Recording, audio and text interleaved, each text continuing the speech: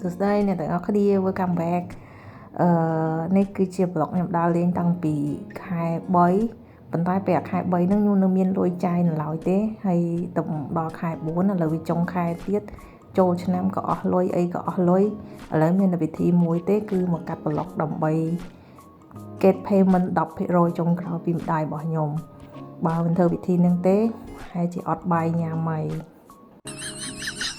អ្នកម្ដាយទៅណាហ្នឹងឈប់ទៅណាទៅណាទៅទៅដើរលេងមកមានលុយដើរលេងទៀតស្វាយអូលុយលក់ស្វាយមានលុយទៅកូរ៉េមកខ្លាំងណាលក់តែស្វាយក្នុងស្អីគេត្រប់អូលក់ស្អីទៀតបានលុយអូម្ដាយនោះខ្លាំងលក់តែត្រប់លក់តែបន្លែមានលុយទៅដើរលេងនៅកូរ៉េសាហាវហើយតាទៅកណាតាក៏ទៅទៅដើរចោលប្តីចាក់ឲ្យដើរចោលខ្លះទៅដំណើរកំសាន្តរបស់យើងគឺទៅខាងកូរ៉េម្ដងហើយម្ដាយខ្ញុំគាត់ទៅជាមួយខ្ញុំហើយគាត់ជួលខ្ញុំទៅថតប្លុកទេហើយគាត់អត់យកប្តីគាត់ទៅទេហើយចេញដំណើរពីប៉ូលីនហោះហ្នឹងគឺចេញនៅម៉ោងដូចជាមួយ10នាទីព្រឹកហើយយើងជិះទៅដល់នោះដូចជាម៉ោងខ្ទង់5ជាងបន្តិចបន្តួចអាចជិះម៉ោងជិះប្រហែលជា5ម៉ោង45នាទីទៅដល់ប៉ូលីនអ៊ីនឆុនហ្នឹងសីតុណ្ហភាព5អង្សាត្រជាក់ចេញមកឡើងញ័រកខកដែរហ្នឹងណាមុំឡើងឡានហើយមនុស្សដូចអ្នកស្រែចូលក្រុងអញ្ចឹងឃើញពលានធំពេកបើសិនឲ្យដើមម្នាក់ឯងនៅក្នុងហ្នឹងប្រហែលជាអាចមុំហៅ terminal ឃើញប្រហែលជាអាចម្នាក់ឯងต้องใช้2ម៉ោងមុំឃើញផងយ៉ាងហើយខ្ញុំទៅនេះដល់ខែ3វាផុតតកអីធ្លាក់ទឹកផុតទៅតកអីធ្លាក់តកមាននៅកំឡុងខែ2តែខ្ញុំអត់ទៅពេលហ្នឹងដោយសារដៃខ្ញុំគាត់អាចទ្រាំតិចបានទេហើយខ្ញុំទៅខែហ្នឹងក៏វាអត់មានស្អាតអីដែរវាគ្នាដាក់ដើមឈើគ្នាទំធ្លាក់តកហើយជ្រុះអស់ហើយហ្នឹងវាអត់ស្អាតទេប្រហែលជានៅក្នុងពាក់កណ្ដាលខែ4អីវាចាប់ដើមផ្ការីកអញ្ចឹងវាស្អាតហើយយើងចេញពីពលានគឺងូចទឹកងូចអីនៅមិនងូចទឹកទេមានន័យថាយើងដូរកៅអៅដុសថ្មិញដុសអីអញ្ចឹងណាហើយបានឡើងជិះឡានមកនេះគេមានbreakfast ពេលព្រឹកសាំងវិចនេះបន្ទាប់មកយើងធ្វើដំណើរប្រហែលជា1ម៉ោងអីទេពីប៉ូលីនអ៊ីនឆុនដើម្បីចូលមកដល់សេអ៊ូលហើយមកដល់នេះយើងលក្ខណៈថាយើងអត់មានចូលសណ្ឋាគារនាំដើរលេងយកហ្មងយើងទៅអា National Museum របស់គេនេះតែចូលទៅក៏គ្មានអីដែរអ្នកទាំងអស់គ្នាខ្ញុំគិតថានៅស្រុកយើងអត់ខ្វះកន្លែងដើរទេនៅស្រុកគេគ្មានអីផងបានត្រឹមតែជាអ្វីដែលខ្ញុំចូលចិត្តជាងគេទៅជាវាល្មមពេលទៅនឹងពេលទៅនេះប្រហែលជាខ្ទង់11 12អង្សាមកល្មមមកទៅជាហ្មងដើរមក enjoy នេះមានអីទាំងគេទាំងយើងសិតតែមនុស្សទៅលេងអត់អីហងមកយើងដើរលេងមកជុំទៅនេះមើលប្រុសស្អាត아침에 특히는 지금 아기가 낳았잖아. 아들이 낳았어요. 그럼 어떻게 따라서 저기 앞쪽에 문 앞에 걸어 놓아요. 아니 근데អត់ដឹងអូប៉ានិយាយអីនិយាយទៅអត់ខ្វល់ព្រោះអីស្ដាប់អត់មានបានមួយម៉ាត់ផងបើពាក្យហ្នឹងចេះតែនិយាយតែកូរ៉េហើយនឹងចិនហើយខ្ញុំអត់មាននឹងចេះចិនឲ្យម៉ាត់ផងចិនក៏មិនចេះកូរ៉េក៏មិនចេះអញ្ចឹងអត់ខ្វល់ស្ដាប់ហើយមានអីទេមានតែរបស់ល្អប្រើប្រាស់អញ្ចឹងឯងប៉ុន្តែវាភូមិភាគវាមាននៅដូចតំបន់ភ្នំណា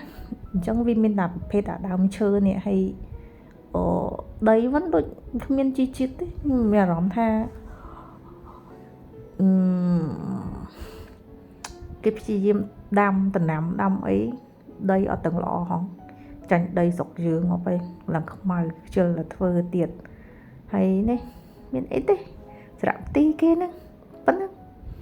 ទាំងអស់គ្នាតែគាត់ថាយើងពេលខ្លះយើងទៅឲ្យដឹងថាវាមិនអញ្ចឹងណាកុំឲ្យគេចាត់ថាទៅយើងមិនសូវដឹងសាច់រឿងអញ្ចឹងណា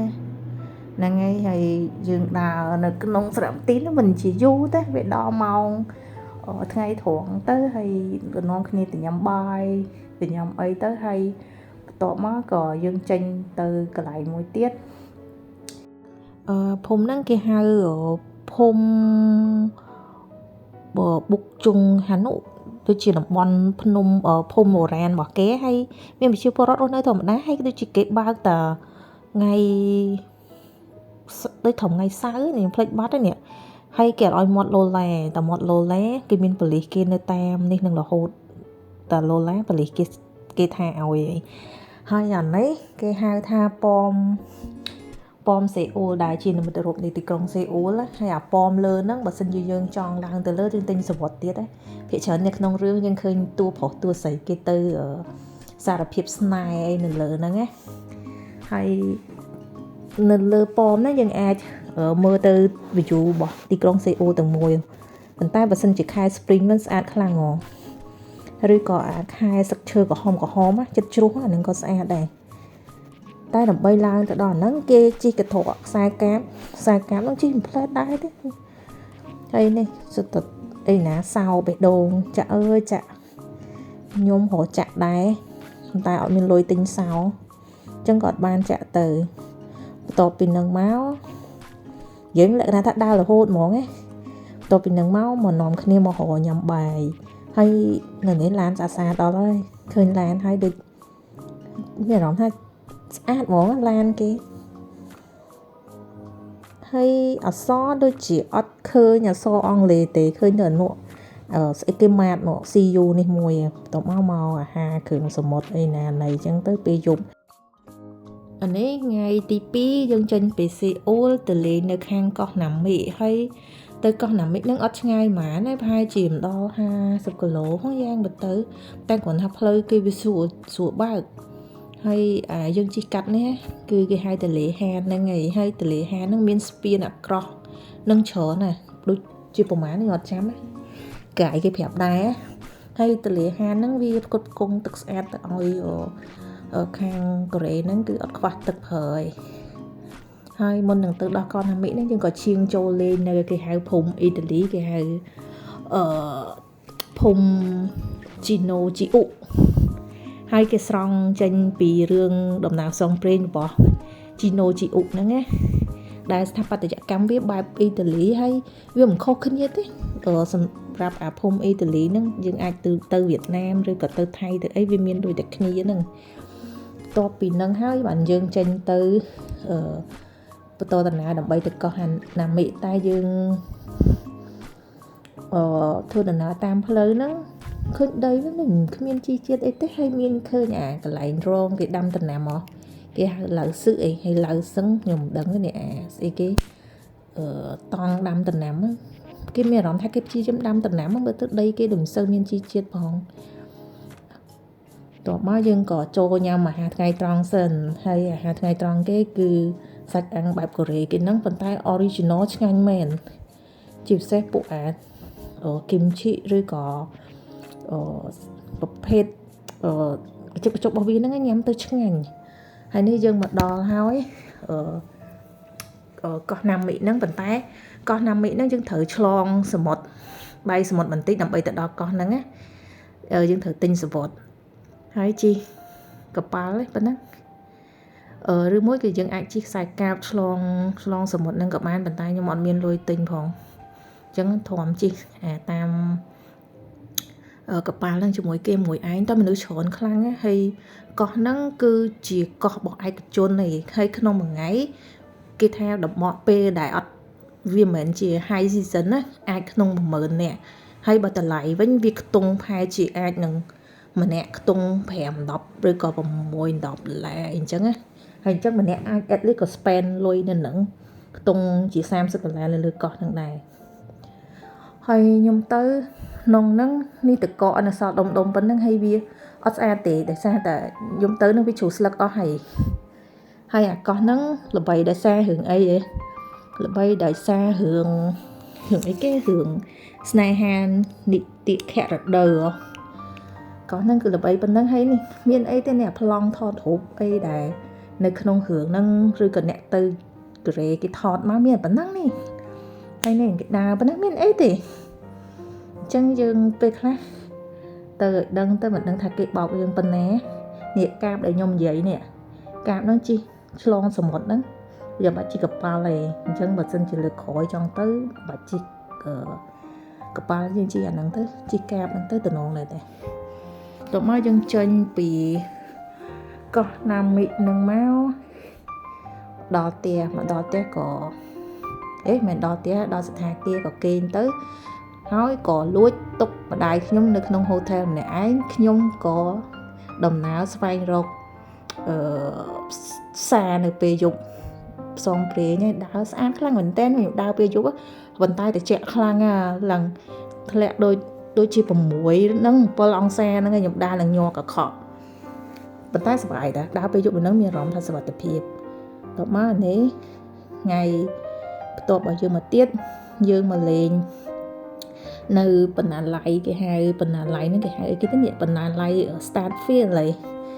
អូធំរបស់គេមែនហើយមានអីថតរូប3 4ស្លឹកចឹងទៅហើយក៏ចេញដំណើរមកទៀតយើងមកលេងខាងសួនកំសាន្តដែលល្បីជាងគេនៅកូរ៉េហ្នឹងគឺ Everland ហ្នឹងហើយអ្នកទាំងអស់គ្នាមានអីសួនកំសាន្តរបស់គេហ្នឹងធំរបស់គេដែរតាខ្ញុំទៅហ្នឹងខ្ញុំអត់បានជិះ roller coaster ខ្ញុំថាខ្ញុំនឹងប៉ងជិះវាព្រោះខ្ញុំធ្លាប់ជិះនៅ Universal Singapore សប្បាយខ្លាំងណាស់ដល់ពេលជិះនៅថៃអត់សប្បាយទេខ្ញុំចង់សាកជិះនៅកូរ៉េតែខ្ញុំអត់បានជិះទេតែខ្ញុំ made a plan ម្ដងទៀតទៅម្នាក់ឯងកុំប្រាប់ម៉ែខ្ញុំឲ្យដឹងណាហើយនេះគឺជាផ្កា tulip ស្អាតផ្កា tulip ហ្នឹងហើយឃើញគេបដោះកូនណាទូចស្អាតណាថ្ងៃដែលខ្ញុំទៅហ្នឹងចំពេលដែលគេមានសូហើយថ្ងៃអាទិត្យហើយនៅហ្នឹងឃើញម៉ែឲ្យគេក្មេងៗនេះហើយគេអាចអាយុក្រោមចន្លោះ45ឆ្នាំចូលក្រោមហើយក៏នាំកូនគេនេះមើលអញ្ញាតនេះទៅមើលហើយនោះគឺ enjoy គេអាមុនហ្នឹងគឺដាក់សិននៅកន្ទេលអង្គុយចាំដល់រាប់ម៉ោងមកមានសូនហ្នឹងហើយគេរំមួយប៉ាគេហើយខ្ញុំមកចេះកូរ៉េណាគេលើតែអាប៉ាមានអារម្មណ៍ថាលោកសុខជូតសលេងគេហើយពណ៌គេអីឡើងស្អាតឡើងសហើយក៏ហមណា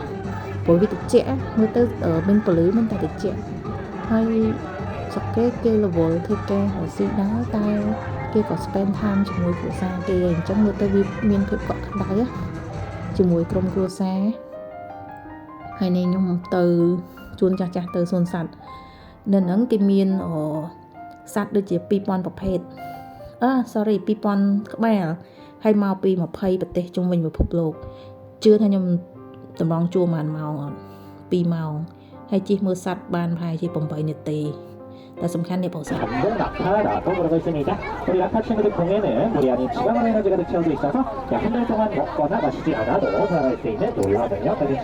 ្រង់ជួរ2ម៉ោងអ្នកទាំងអស់គ្នាហើយភិកច្រើនតែសារគេនាំកូនគេទៅជិះកូនក្មេងទូច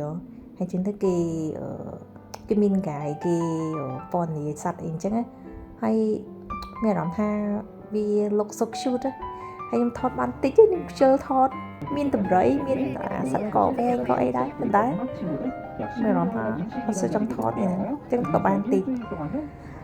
តបមកនេះថ្ងៃបន្ទាប់ជួនអ្នកម្ដាយទៅធ្វើគីមឈីណកលយណានិយាយមកវិញដឹងអំបើគីមឈីលក់ឯងនេះបន្ទាប់ពីលក់គីមឈីហើយនាំទៅលេងនៅខាងវាំងរបស់កូរ៉េហ្នឹងគេហៅវាំងអីគេខ្ជុងបុកគង់ឯងហើយគេស្លៀកអា traditional cloth របស់គេនេះហើយឃើញម៉ាក់យាយលយឯងនេះពណ៌ហ្នឹងហើយឃើញមកអោបមួយទៀតស្លៀកឈុតដូចម្ដាយខ្ញុំហ្នឹងអត់បានណាត់គ្នាទេគាត់រើសមកដូចគ្នាហើយម៉ាក់មីងមួយទៀតគាត់ពណ៌ហ្នឹងដែរអញ្ចឹងពណ៌ហ្នឹងនឹង3នាក់ហើយនេះវាំងគេមានអីហងប៉ុណ្ណាវាំងគេថតរូបគេស្លៀកអាហ្នឹងអញ្ចឹងទៅដើរថតរូបពេញនឹង3 4ជុំទៅតែគាត់ថាបានអាកាសធាតុវាត្រជាក់អញ្ចឹងទៅស្រួលដើរហើយនៅខាងមុខវាំងហ្នឹងគេមានដូចជាមានរដ្ឋសភាឬក៏អីនេះចំពេលគេធ្វើបាតកម្មប៉ុន្តែធម្មតា ជាបរិវត្តគេជិះឡានជាអីកាត់តាមនឹងធម្មតាហើយភ្ញៀវទេសចរអីធម្មតាណាធ្វើបាតកម្មធ្វើទៅហើយនេះថ្ងៃចុងក្រោយឡប់មកវិញគឺអស់លុយចាយមែនតើហើយប្លុកនេះមានតែប៉ុណ្្នឹងទេទាំងអស់គ្នាបាយ